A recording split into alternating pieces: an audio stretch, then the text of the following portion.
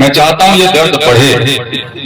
जिन निर्दोषों के साथ जो यहां हमारे बच्चे कर रहे हैं, सारे नहीं, जो भी हैं, आप जानते हो बहुत अच्छे से कौन क्या कर रहा है, मुझसे बेहतर जानते हो, आप यहीं पर रहते हो।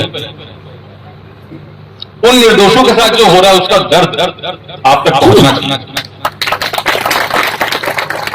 लोगों ने सुसाइड तक किया, आपको पता है? हमारे साइबर अपराधी जो कि एक मोबाइल फोन लेकर के लाइन लगा के बैठे रहते हैं, आप देखते होंगे बाजारों के किनारे, नहर के किनारे, उनके आपको लगता है कुछ नहीं कर रहे हैं, मोबाइल पे पैसे तो ट्रांसफर करा रहे हैं, छोटे मोटे अपराध कर रहे हैं, जो एसपी साहब भी कह रहे थे। उससे लोगों ने सुसाइड तक किया, आत्महत्याएं की। एक बुजुर्ग मेरे पास आए, जो साहब बता रहे थे, वैसी घटना मैं बता रहा हूं। बुजुर्ग मेरे पास आए जब मैं क्राइम ब्रांच में था, रिटायर्ड कर्मचारी थे, 60-65 लाख उनकी पूरी जिंदगी भर की कमाई थी उनके पास, पूरे के पूरे पैसे उन्होंने दे। उन्होंने कहा कि साहब मेरा एक ऐसा वीडियो रिकॉर्ड कर लिया और मुझे ब्लैकमेल करना शुरू किया पुलिस बन करके, और मेरे घर में जवान लड़के हैं, उनकी पत्नियां हैं, और मेरे पोते पोतियां भी जवान हो गई हैं। मान लीजिए अगर ऐसा कोई बात उनको पता चल जाती तो मैं तो सुसाइड कर लेता। तो मैंने 60 लाख रुपए देता गया और सारी जमा पूंजी चली गई। अभी भी मुझे धमका रहा है। तब वो मेरे पास आया जब उसके सारे पैसे खत्म हो गए। तो हम लोग किस तरह के काम की तरफ अपने बच्चों को धकेल रहे हैं, इस विषय पे ही बात करने के लिए मैं आपके बीच में आया। मुझे या जो पुलिस के यहाँ पे अधिकारी बैठे हैं, इनको क्या तकलीफ है आप बताइए। आप जो भी अपराध के बारे में बात कर रहे हैं, चाहे गो हत्या है, चाहे साइबर क्राइम है, व्यक्तिगत तो कोई तकलीफ नहीं है।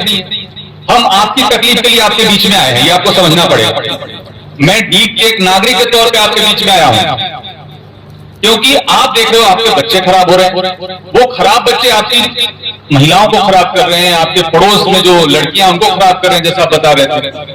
उन बच्चों के कारण वो निर्दोष भी परेशान हो रहे हैं, जो आप कह रहे हैं कि रातों में पुलिस इनको वेरीफाई करने के लिए ले जाती है।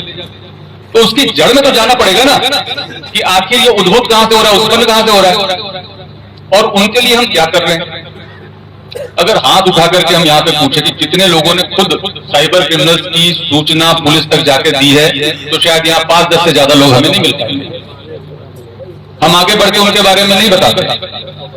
मैं चाहता हूं कि हम बताएं, आगे बढ़ते बताएं, और साथ में उनको भी बताएं कि पुलिस तुम्हारे साथ जो कुछ भी करेगी कानूनन तौर पे, उसमें हम बीच में कहीं आने वाले नहीं हैं।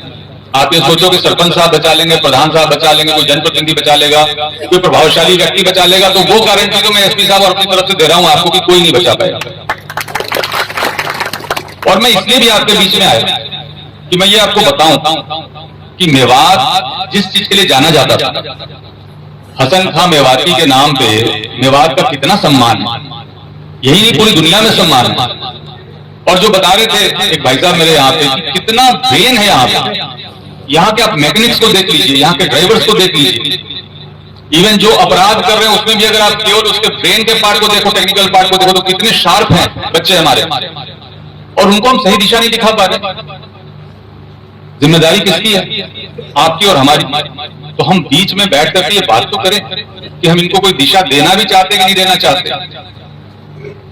अगर हमें लग रहा है कि अपराध से आने वाले पैसे से फायदा बहुत है, मकान बड़े बन रहे हैं, दुकान बड़ी बन रही है, गाड़ियां बड़ी बड़ी आ रही हैं, तो मैं आपको ये भी बताना चाहूंगा कि आने वाले समय में न तो वो दुकान बचेंगे, न तो वो मकान बचेंगे, और गाड़ियां तो शायद नहीं बचेंगे।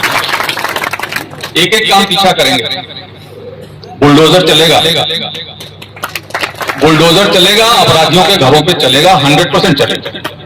हम चाहते हैं कि उसके पहले हम लोग ऐसे कदम उठाएं कि जो बच्चे अभी इससे दूर है कम से कम, वो उसकी तरफ आकर्षित नहीं।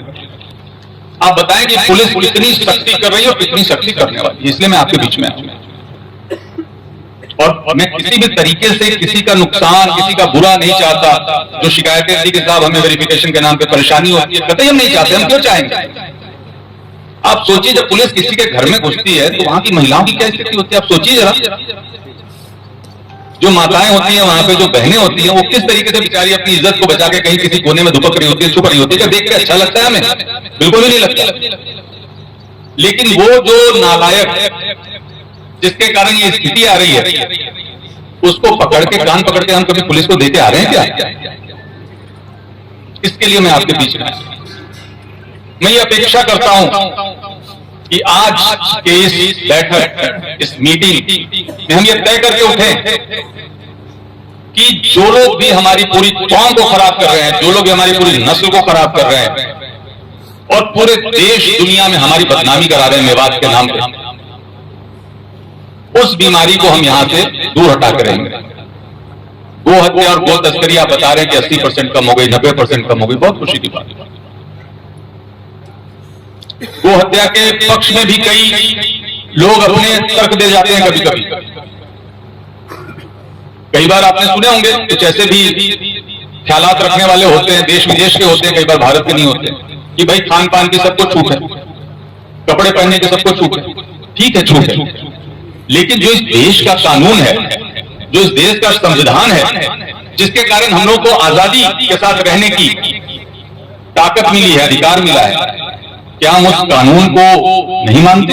क्या हम ये बताना चाहते हैं जो हमारे देश का कानून है उसको हम नहीं मानते? जो हमारे देश की संस्कृति है, हमें पता है कि हो सकता है किसी देश विदेश की संस्कृति में ऐसा हो जहां की गाय की पूजा नहीं होती, लेकिन हमारे देश की संस्कृति में गाय को माता मानते हैं, पूजा करते हैं,